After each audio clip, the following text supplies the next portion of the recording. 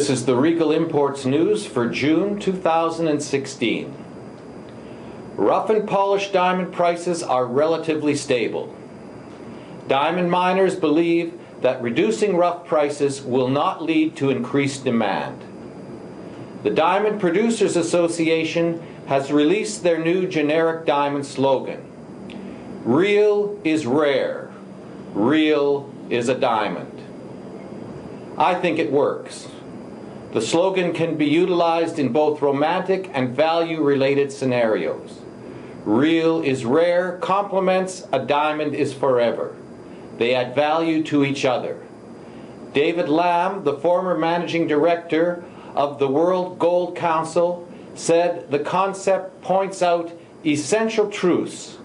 We want the consumer to stop thinking of diamonds as a formal rite of passage and to think of a diamond as the perfect symbol of a real connection.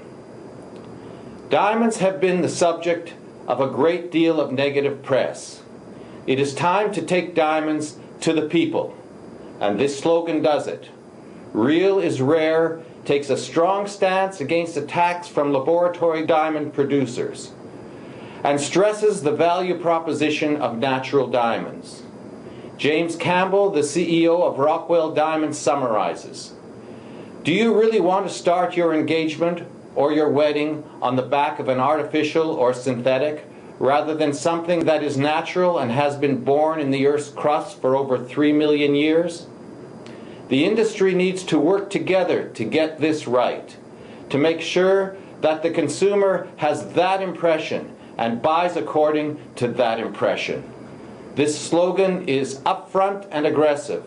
It makes no excuses for its depiction of diamonds as a wonderful product. Real is rare is positive as opposed to most other attempts to bolster diamonds against negatives. What a difference from the conflict-free or guilt-free approach. World Diamond organizations need to universally get behind it and put their own private agenda on the back burner. The World Federation of Diamond Boursas is one group that needs to shelve their World Diamond mark. Their mark is not inclusive. It is divisive. It promotes diamonds sold through their members as somehow more ethical than others. Their approach has nothing to do with generic diamond marketing. The World Diamond mark is simply an attempt to promote the World Federation of Diamond Boursas. The World Diamond mark is membership-based, whereas Real is Rare is inclusive and high-minded. It benefits the whole diamond community. The World Diamond mark will falter because generic promotion needs full industry involvement.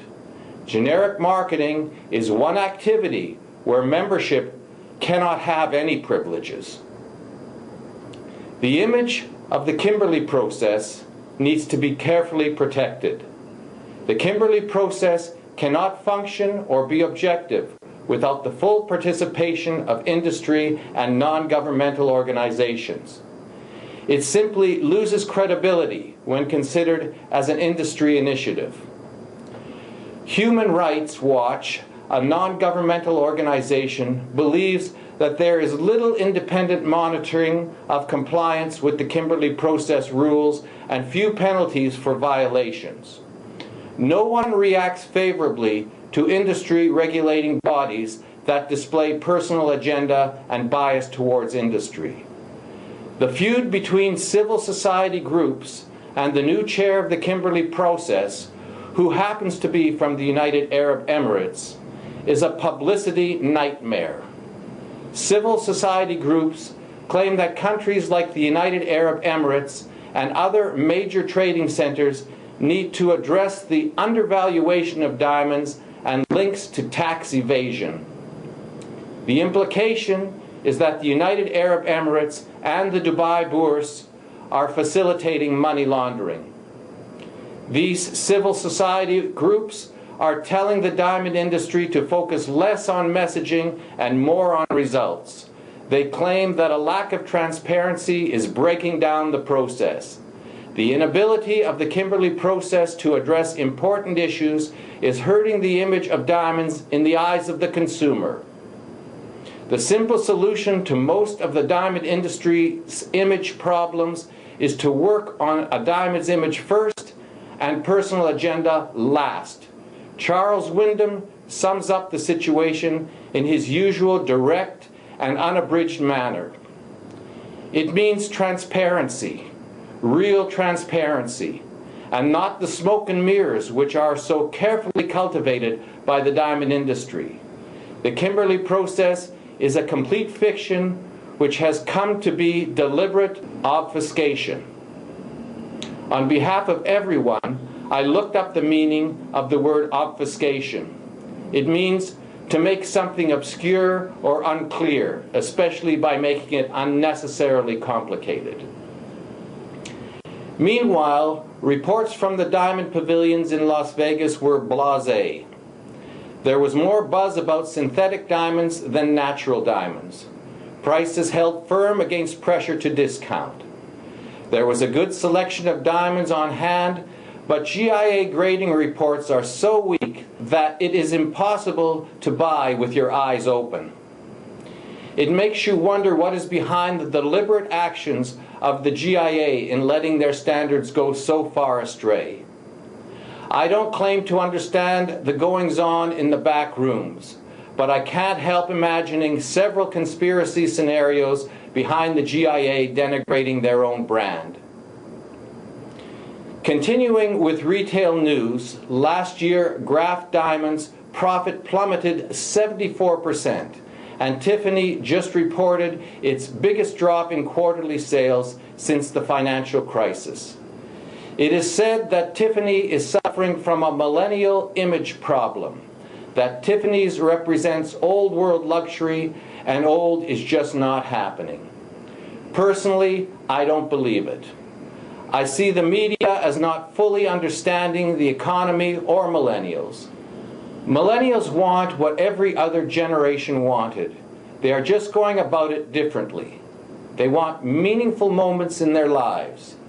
They are coming to fine jewelry, but just a little more slowly than other generations, just as they are getting married later in life. They are tech savvy and tech dependent, and with the right messaging, they will come, even though most real luxury is currently beyond their reach. I don't think that Tiffany needs to change their value proposition. They need to hold fast to their core values. Martin Rappaport put it this way: how do you manage disruption? The only way a company can transcend disruption is by having values. The diamond industry has been supported by the American market since the slowdown in mainland China. America is moving into election mode, and business always falters during an election.